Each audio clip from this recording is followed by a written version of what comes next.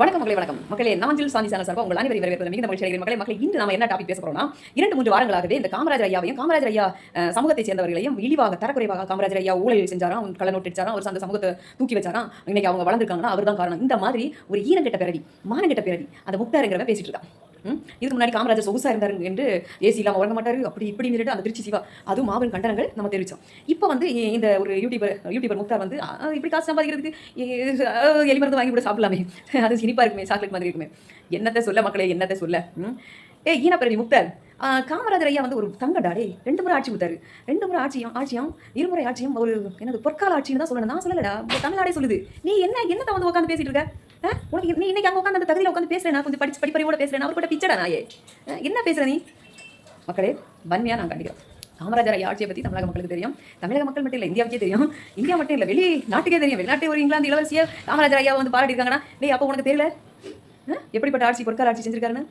காமராஜர் ஐயா ஆட்சி வந்து இனிமேல் யாருமே கொடுக்க முடியாது. அதுக்கப்புறம் யாராவது ஒரு அணை கட்டியிருக்காங்களாடா? மடையா சொல்லுடா. முக்தார் சொல்லு, யாராவது ஒரு அணை நீர்ப்பாசனம் கட்டியிருக்காங்களா? ஒரு அணை கட்டுறதுக்கு துப்பு இல்லை.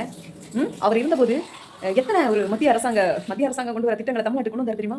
திருச்சி பெல் ஆகட்டும், இது ரயில் பெட்டி தொழிற்சாலை, இன்னும் அந்த காகித தொழிற்சாலை, ஏதோ சேலமா கிண்டியில் வந்து சூழிப்பட தொழிற்சாலை, இப்படி பல தொழிற்சாலைகள் எல்லாம் அவர் கொண்டு வந்தார். அவர் கொண்டு வந்த தொழிற்சாலைகள் அவர் சார்ந்த சமூகம் மட்டுமா வேலை செய்கிறாங்க. அவர் அந்த திருச்சி பெல்லில் என்ன சொன்னார் தெரியும்? அவர் கொண்டு வந்த எல்லாத்துலேயுமே அவர் கண்டிஷன் போட்டு தான் அவர் வந்து அந்த நிறுவனத்தை அமைக்க வந்தார் தெரியுமா உனக்கு?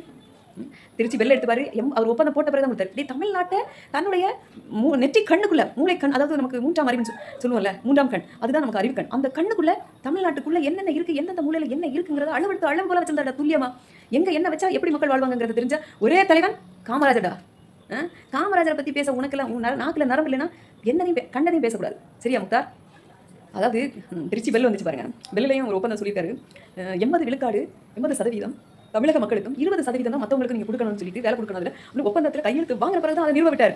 அதே மாதிரி தான் இங்கே ரயில்வே பெட்டி, ரயில்வேலையும் அப்படிதான். அந்த வேலை அங்கேயும் ஒரு ஒப்பந்தம் உண்டு. அதில் எங்கே போச்சு எங்கே வந்துன்னு தெரியல. அதெல்லாம் தேடுங்க, அறிவு சார்ந்த நிபுணர்கள் தேடி எடுங்க.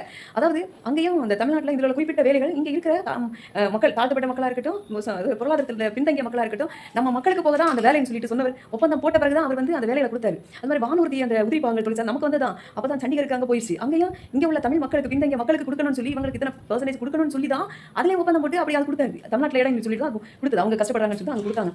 அப்படிப்பட்ட தமிழ்நாட்டை தொழில்நகரமாக மாற்றிய மாபெரும் தலைவன் காமராஜர். கல்வி கண் திறந்தவர் காமராஜர். 1200 பள்ளிகளுக்கு மேல திறந்து வச்சிருக்காரு. அது மக்கள் பணம் தான் இல்லைன்னு சொல்லல, ஆனா அந்த மூளை வேணும்ல, திறந்து வைக்கணும், நம்ம மக்கள் படிக்கணுங்கிற உணர்வு வேணும்ல, தமிழன் தெளிவா வளரணும் ஒரு உணர்வு வேணும்ல, அது அவருக்கு இருந்துச்சு. வேற எவருக்காவது இருக்காடா? அவர் குடின்னு சொல்லல, படின்னு சொன்னாரு. எத்தனை நீர்ப்பாசனங்கள், எத்தனை அணைகள், அதுல எல்லாம் அவர் சார்ந்த சமூகங்களோட யூஸ் பண்றாங்க. பைத்தியக்காரா, நாக்குல நரம்பு இல்லைன்னா என்ன வேணும் பேசுவியா? அவரை பத்தி நான் ஒரு 2 எக்ஸாம்பிள் சொல்றேன். அந்த நிகழ்வு எல்லாருக்கும் தெரிஞ்சதான், மக்கள் எல்லாருக்கும் அவர் ஒரு மிகப்பெரிய மாபெரும் தலைவன். அவர் சார்ந்த சமூகத்துக்கு மட்டும் இல்லை, அவர் வந்து சமூகத்துக்கு மட்டும் கிடையாது, சமூகத்துக்கு மட்டும் எதுவும் செய்யல, எல்லாருக்கும் தான் செஞ்சாரு.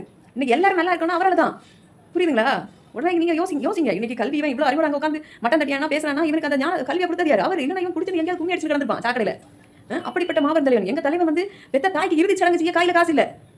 பெத்த தாய்க்கு ஒரு கூட்டிட்டு வந்து அவருடைய இருந்த இல்லத்துல, முதலமைச்சர் இல்லத்துல அவர் தங்கதுக்கு அனுமதி கொடுக்கல. ஏன்னா அவங்க சொந்த பந்தங்கள் எல்லாம் வந்து இங்க இருந்து ஏதாவது கேட்டுவாங்களோ, ஏதாவது சிபாரிசு கேட்டுவாங்களோ, மற்றவங்க ஏதாவது நம்ம பேரை பயன்படுத்தி பண்ணுவாங்களோன்னு சொல்லிட்டு தமிழ்நாட்டு மக்களுக்கு நஷ்டம் வரும்னு சொல்லிட்டு அவர் வைக்கல கூட.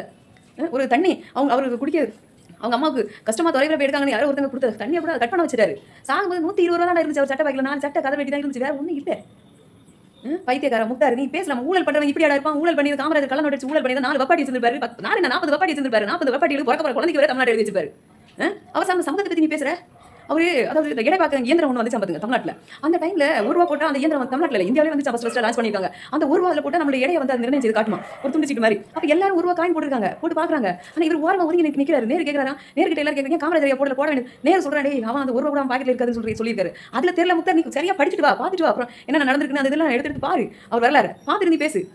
அப்படிப்பட்ட ஒரு ஏழைகளின் தலைவன், மாபெரும் தலைவன், மகத்தான தலைவன். அவருடைய ஆட்சி பொற்கால ஆட்சி, 2 முறை ஆட்சி. இனி அந்த ஆட்சி கண்டிப்பா 4 வருஷம் கூட 4 ஆட்சி கூட வந்திருந்தா தமிழ்நாடு எங்கே போய் நின்றுடா? அவர் படி தான் சொன்னார், குடின்னு சொல்லல புறம்போக்க. அப்படிப்பட்ட மாபெரும் மனிதனையும் அவர் சார்ந்த சமூகத்துக்கு அவர் படிக்க வச்சார், இல்லைன்னு சொல்ல. ஆனா அவர் சார்ந்த சமூகம் எல்லாரும் படிக்க வச்சு, சத்திரம் போட்டு எல்லாரும் படிக்க வச்சார். அவர் சார்ந்த சமூகம் உழைப்பால் உயர்ந்தவர்கள். எங்கேயுமே பாரு, அந்த உழைச்சி அவன் ஜாதி பார்த்து அவன் ஜாதிகாரன் மட்டும்தான் அவன் மளிகை பொருள் வைக்கல, எல்லாருக்கும் கொடுக்குறான், எல்லாரும் வந்து வாங்குறாங்க. அந்த குறிப்பிட்ட, அதாவது அவர் சார்ந்த சமுதாயம் எப்பவுமே யாரையுமே ஜாதி பார்த்து பழகல, சரிங்களா? அதனால் முக்தார் பேசுவது மோசமான கண்டனத்துக்குரிய செயல்.